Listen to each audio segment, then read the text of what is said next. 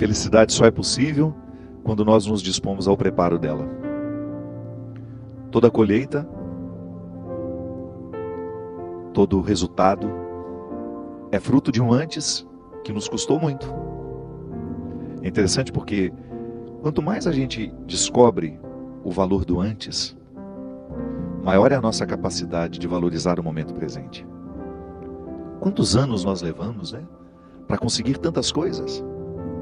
E eu nem estou falando somente na dimensão material, não. Não é nenhum problema a gente trabalhar para materialmente nós termos conforto, mas eu estou falando de outras conquistas. Aquele resultado que você identifica em você, que foi fruto de muito caminhar. A maturidade, A maturidade emocional, espiritual, psíquica.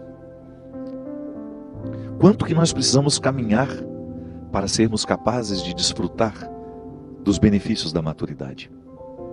Às vezes eu fico pensando, minha gente, que nada pode ser mais nocivo a nós, nada pode representar um prejuízo maior do que a gente não desfrutar da maturidade. Porque a maturidade é justamente o conforto existencial. Só ela pode nos dar o conforto existencial. Tanto é que nós podemos pensar como a mesma coisa: maturidade e conforto existencial. E o que é isso? O que é o conforto existencial? É quando você percebe que, apesar de você enfrentar conflitos, você desfruta de um equilíbrio interior. Então, enfrenta o conflito com maturidade. Os imaturos sofrem muito mais. A imaturidade é um preço alto que se paga, porque é a partir dela que nós somos egoístas. E sendo egoístas, dificultamos muito a nossa realização. Porque nós só podemos viver realizados à medida em que nós sabemos partilhar quem somos e o que temos. O imaturo sofre justamente por não compreender o movimento do tempo, as mudanças que a vida traz em cada fase da vida. Essa semana nós começamos a primavera. É tão significativo mudar de estação. Você percebe o movimento do tempo. Em cada estação há uma beleza, mas há também um desconforto. Cada fase da vida tem as suas belezas e tem também os seus desconfortos. Mas a maturidade nos ensina a perceber o todo que temos nas mãos e desfrutar isso. O imaturo não. O imaturo quer somente aquilo que faz bem, somente a parte boa da história. E sendo assim, acaba se privando do todo da estação. Porque nós crescemos muito quando nós vivemos restrições. Restrições nos educam. E é muito interessante quando nós somos maduros o suficiente para buscarmos livremente restrições que nos educam. Esse é o significado do jejum, por exemplo, da abstinência. Não fazemos porque tem um Deus nos observando e anotando no seu caderninho quanto tempo ficamos sem comer isso ou sem comer aquilo, como se Deus fosse um negociador. Não. Mas é aquela repercussão dentro de nós. Hoje eu fui capaz de não comer esse doce. Então privei o meu organismo de todos os malefícios do açúcar. Hoje eu fui capaz de não beber este álcool. Hoje eu fui capaz de não fumar esse cigarro. E por aí vai. Sacrifícios que de fato repercutem dentro de nós, Primeiro porque educam a nossa vontade e depois porque nos retiram de vícios. Um comportamento vicioso, por exemplo, só é possível à medida em que nós derramamos maturidade sobre a compreensão de que ele nos faz mal. O imaturo é aquele que vai viver o vício de maneira inconsequente e, a partir das inconsequências, dessa maneira inconsequente, machucar uma série de pessoas que vivem ao lado. A imaturidade nos traz muitos prejuízos. Quando somos imaturos, nós não somos capazes de amar. Sim, porque ela nos priva na origem do amor, que é justamente a doação. A imaturidade, ela nos torna ciumentos, e quando nós estamos movidos pelo ciúme, nós não somos capazes de amar o outro com liberdade. E até mesmo afugentamos, que ninguém suporta. Ninguém suporta um amor que prende, um amor que quer para si. Eu tenho uma graça muito grande de ter sido filho de uma mulher que nunca me prendeu a ela. Isso é uma coisa que eu admiro na minha mãe, das muitas coisas, né? Eu admiro muito nela. Muitas coisas na história da minha mãe serão eternamente lições de vida para mim. Mas uma questão que sempre me chamou a atenção nela é a liberdade com que ela me ama, com que ela amou os meus irmãos. Nunca quis nos reter para ela. Quando ficava sabendo que eu estava sendo bem tratado num lugar, aquilo a alegrava. Porque às vezes o amor ciumento, né? Ele não quer que o outro faça por você aquilo que só ele quer fazer. Então, quando nós somos ciumentos, nós ficamos privados de viver a pureza do amor. Aí nós vamos incorrer em amores interesseiros, que são muito mais desdobramentos das nossas necessidades do que dos nossos valores. Sim, porque eu posso amar por necessidade, quando sou movido pelas minhas carências, e posso amar por um valor, que é quando eu não sou movido pelas minhas carências. Há pessoas que se doam porque querem reconhecimento. O tempo todo, a partir de uma linguagem que nem é tão clara, fica pedindo esse reconhecimento. Quando na verdade o movimento do amor deveria ser: passo pela sua vida, faço bem e não volto para trazer a fatura. Claro que quando existe um vínculo de proximidade, o dia a dia entre marido e mulher, mãe e filho, irmãos, amigos, essa reciprocidade é uma resposta, mas nunca feita nunca nascida a partir de uma cobrança. Não, é a gratuidade. O fato, minha gente, é que à medida em que nós vamos amadurecendo, nós vamos alcançando essa liberdade interior. Porque é a partir dela que a gente se faz a autocrítica. Só os livres se criticam. Só o realmente livre é capaz de olhar para si mesmo, perceber os seus equívocos, perceber os seus erros, perceber as suas fragilidades. Não fica colocando obstáculo para chegar ao cerne de sua verdade. Os livres e os que se autocriticam, esses fazem a diferença no mundo. Porque se tornam um instrumento de transformação. Eu acho muito bonito, né, em Jesus, que é esse movimento que ele sempre faz na direção do outro para libertá-lo. Pode observar que a palavra de Jesus, ela tinha o poder de provocar no outro um questionamento que libertava. Que ele colocava diante de sua história, diante de seus erros, diante de seu passado, mas também diante de suas possibilidades. Jesus colocava uma palavra que provocava um desassossego e naturalmente encaminhava ali um processo de maturidade. Porque nós crescemos e amadurecemos a partir do momento que nós enfrentamos os nossos desassossegos. Quando eu olho de frente para aquilo que me amedronta, quando eu olho de frente para aquilo que me desinstala, quando eu não tenho medo dos meus conflitos. E esse processo humano é naturalmente religioso. Essa felicidade que essa música fala, o que eu preciso para ser feliz? Eu não tenho dúvida de que o primeiro ponto é buscar diariamente a maturidade emocional, psíquica, afetiva, espiritual. Quando eu vivo essa maturidade espiritual, por exemplo, vamos pegar a dimensão espiritual. Se eu sou imaturo, eu vou estabelecer com Deus uma relação sempre pautada por aquilo que eu quero que Ele me faça. Não tem gratuidade. Eu olho para Deus e vejo nele aquele que vai me saciar de todas as minhas vontades, que vai fazer tudo o que eu quero. Isso é imaturidade. A maturidade na fé coloca-nos diante de Deus muito mais com uma relação gratuita do que necessariamente de imposições. A minha oração, por exemplo, eu sou mais livre, eu sou mais maduro à medida em que eu olho para Deus como um amigo que me acompanha, que está ao meu lado, me ajudando a esclarecer o que eu ainda não sei, a conhecer o que eu ainda desconheço.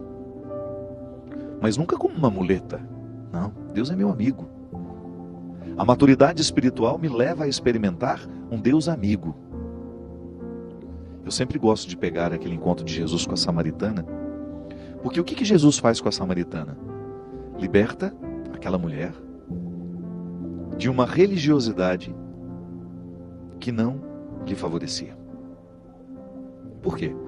Ela era samaritana, era mulher e estava à margem, justificadamente à margem. O discurso religioso segregava pelo fato de ser samaritana, pelo fato de ser mulher. Jesus coloca dentro dela uma palavra libertadora que faz com que aquela mulher se reinterpretasse. Porque aí ela se coloca diante de um Deus verdadeiro. E ela pergunta: por que Deus me rejeitaria por ser mulher? Por que Deus me rejeitaria por ser samaritana? E percebe que aquilo que ela escutava dos líderes religiosos que acreditavam nesse direito de Deus rejeitar por ser mulher e por ser samaritana, não fazia sentido.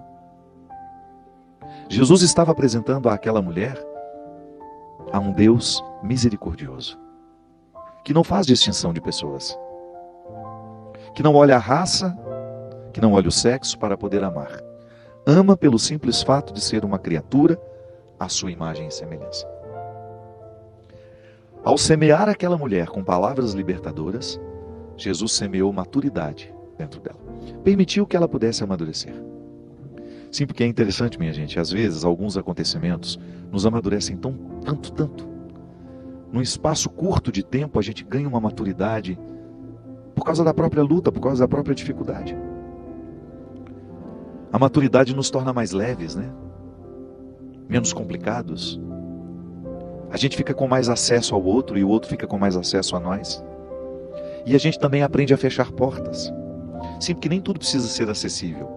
A maturidade nos leva a dizer o que de fato precisa ser dito e a calar naquilo que precisa ser calado. Eu tenho medo quando eu falo muito. Pode ser um resultado da minha imaturidade. Essa semana mesmo eu estava dizendo, né? Há pessoas que discordam, não porque discordam, é porque querem ser vistas. Nós lidamos com pessoas assim o tempo todo. Pessoas verborrágicas, né? Que falam, quando na verdade já estão falando o que não deveriam há muito tempo. Pelo simples fato de não perceberem os motivos que as levam a falar tanto. Por causa da imaturidade, nós ferimos com o nosso exagero, com o nosso excesso, com a nossa indiscrição. Por causa da nossa imaturidade, as nossas carências. Porque quando eu sou imaturo, as minhas carências prevalecem. Porque se eu não coloquei na doma, ela vai me domar. Ou eu domino as minhas carências, ou elas me dominam. Então, muitas vezes, eu demonstro a minha imaturidade assim, com os meus excessos. Tudo tem que ser de acordo com a minha vontade, tudo tem que ser de acordo conforme o que eu prescrevi. Eu não posso perder, eu não posso ser contrariado. E não é assim.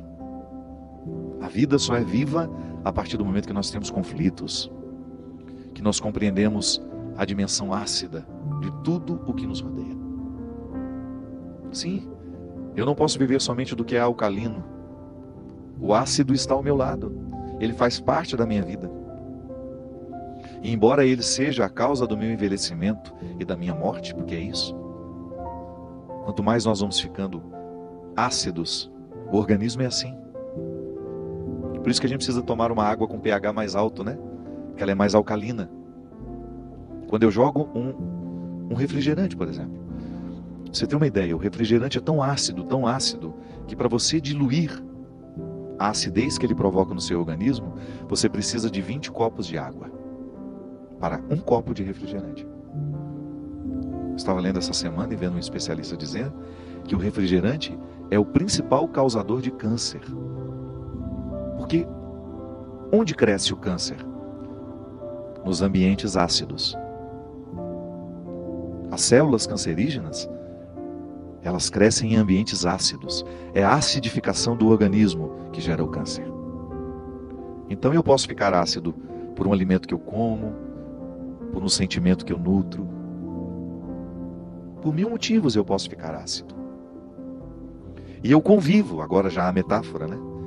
Eu posso acidificar o meu organismo com um copo de refrigerante, por exemplo. Eu posso escolher. Como eu posso escolher um copo de água alcalina, que só vai fazer bem a ele. um pH acima de 7, 7,5, de preferência 8, 9. Que aí ele está de acordo com o pH do seu organismo. O alcalino é a vida. Quanto mais alcalinos nós estivermos, mais saudáveis nós estaremos. A maturidade emocional, espiritual é a mesma coisa. Então eu também lido com realidades ácidas, pessoas ácidas, situações ácidas. Mas eu posso alcalinizá-la. Alcalinizá-las são situações, são pessoas. Ou então coloco um filtro para que isso não venha morar dentro de mim. Opiniões, por exemplo. O imaturo absorve todas as opiniões. O maturo ouve e é capaz de absorver aquela que de fato importa. Isso aqui é contrário ao que eu penso, mas me ajuda a crescer. O imaturo não.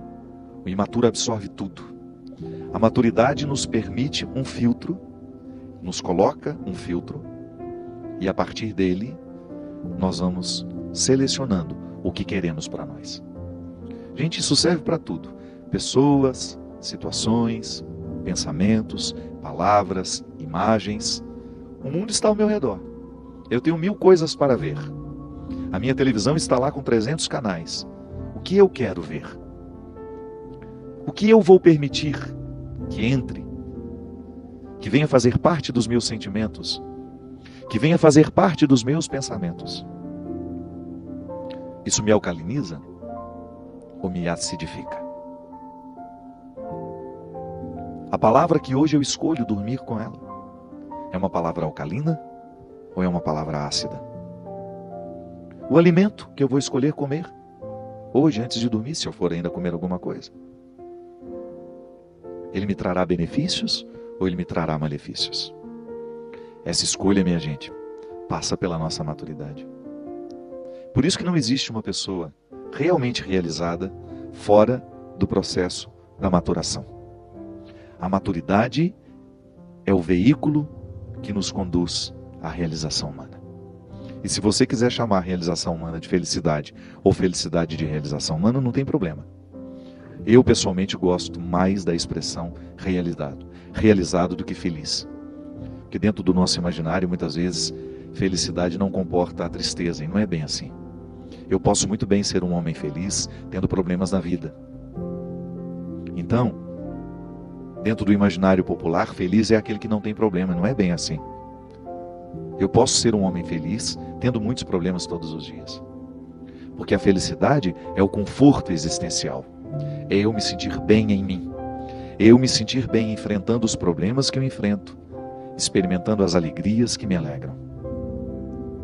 Sim, é eu saber que apesar de estar difícil, eu estou no eixo correto.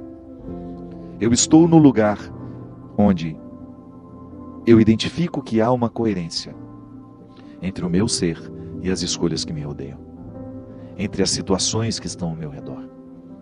Coerência, uma palavra que também nos ajuda a entender a realização. Para eu estar realizado, eu preciso estar na coerência. Isso é, as situações que estão me envolvendo estão de acordo com aquilo que eu sou, com aquilo que eu espero, com aquilo que eu quero para mim. E isso só é possível no exercício da maturidade. Se eu não sou um homem maduro, é possível que eu passe uma vida inteira na incoerência, sem perceber, ou sem articular nada para que isso seja modificado. Nunca perde aquele que opta por amadurecer.